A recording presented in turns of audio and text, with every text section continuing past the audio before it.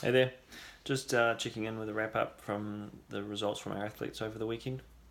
Um, we can tell that summer's really hitting us now. We had an awesome weather here in New Zealand, and from the feedback of the races, I know it was pretty tough conditions for them all. But well done to everyone. As often the case, these weather conditions and other factors are outside of our control, but it's how we deal with those at the time that defines the race for us. It forces you to make some pretty tough decisions, and decisions made at that time can really affect what happens later in the day. Our coaches train our athletes to be adaptable and cope with varying conditions and scenarios because you just never know what might happen on race day. A perfect example was yesterday in Busselton at the Ironman Western Australia, where several large sharks were sighted just off the swim course, so the race directors had to make a difficult decision to cancel the swim and turn it into a 180km bike leg with a 42km run. Not pleasant at all.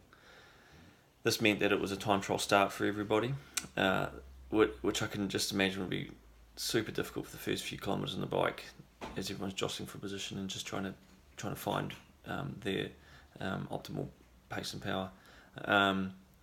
It just would have been really tough for everyone.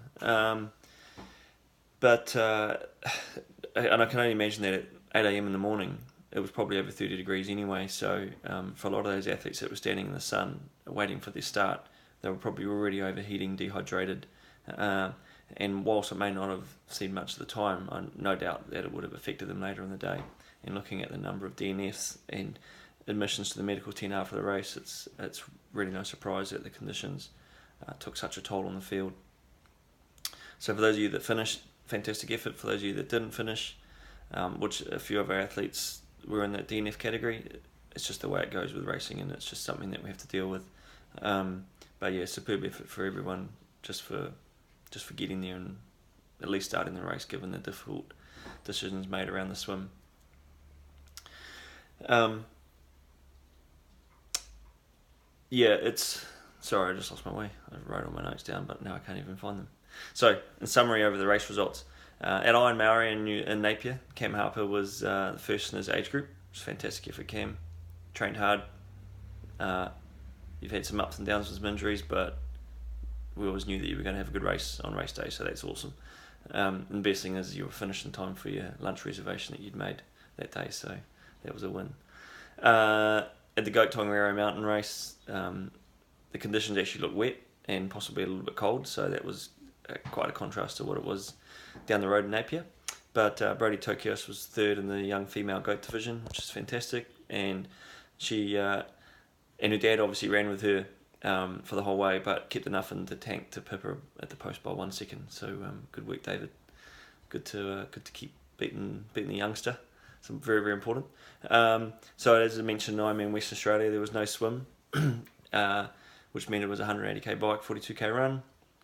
Had a few athletes race really well there. Tony Webber, one of Simon Cochrane's athletes, just kept consistent pace the whole way. Finished in 11 hours 27. And Gareth Holbrook finished in 11 hours 56. So that was Gareth's 12th Ironman finish. So hopefully this year will enable him to gain a slot for Kona through the Legacy program. So that's awesome, Glenn. Awesome, Gareth. Well done for finishing. Bit of a tough break for Glenn and Julian, who both succumbed to conditions and had to DNF through the race. But those guys are tough fighters and they love racing. So we know that they'll be back motivated to get stuck in next time and make amends for that.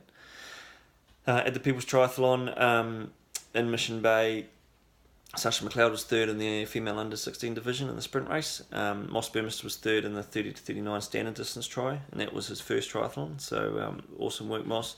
Talking to you this morning, it sounds like it wasn't as quiet as an enjoyable race as you'd hope. Seems triathlon's quite hard, but that's great. Olympic distance triathlons are very, very difficult, and they're always at a pace which is somewhat uncomfortable the whole way, and it doesn't get any easier. It just gets a little bit faster as you go. So awesome work. As I mentioned in the previous Facebook Live video, that we were giving away 3 swim caps to people that guessed Moss's swim time, and as the announcement was made, Rebecca Clark and Damon Clark both guessed the swim times. Rebecca and Damon aren't related, by the way, so there's no collusion going on there. And Max Yates won the 3rd swim cap talking to Max this morning, he's over in Australia. He was also at Ironman Western Australia yesterday. Told me how tough the conditions were, but he said that he's a massive fan of Moss Burmester, so that's cool, Max. I'm glad you were able to get one of the signed caps. Dave Mustard and Ben Chidgey had a good ring in for the bike leg in their team triathlon. They won the men's standard distance tri teams race. And Rob Beck, coached by Anna Lorimer, had one of the best races at that distance. So that's awesome, Rob. Looking really good for the season coming up. This weekend, big race for a lot of our athletes, Tapo 70.3, but we'll post up later in the week who's racing that, so you can keep an eye out for them on race day. But yeah, we'll look forward to keep an eye out on Wednesday night. We'll do another 30 seconds with one of our athletes, so you can have a bit of a check out about some of our athletes. That'll go through our Instagram feed, but it'll also be posted to Facebook as well. So yeah, we'll hope to see you around the trap soon. Thank you.